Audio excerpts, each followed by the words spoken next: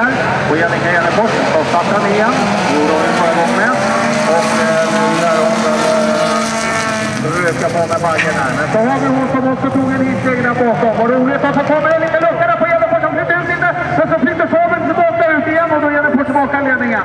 Och jäklar vad snabb hon var med den här vita Saben. Det var ju Louise Palmqvist ifrån Degerfors som var så nära och kunna hålla ledningen. Och Janefors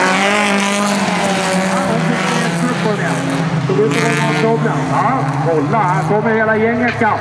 Nu blir det jobbigt för henne där framme med folkvagnen. När Louise Palmqvist precis i bakhakorna. Hela gänget är samlat.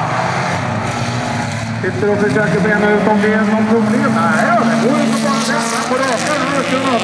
Men Saben Louise Palmqvist, hon tappar ner till tredje, fjärde platsen.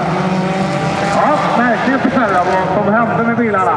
Och uppe på en andra plats har vi istället då. Det är väl Anna-Lena Forsblad som jagar här med sin Saab.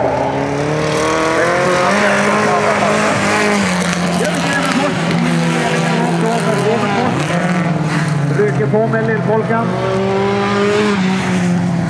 För Anna-Lena Forsblad. Sen har vi 660 där på tredje platsen. Therese Jonsson och Ången.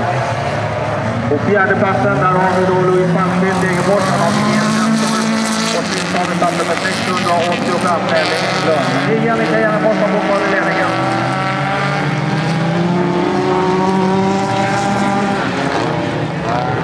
Kommer runt där borta i tallkurvan och nu är hon på väg mot sin andra raka kurva. Jannica Janefors som var här nere för några år sedan.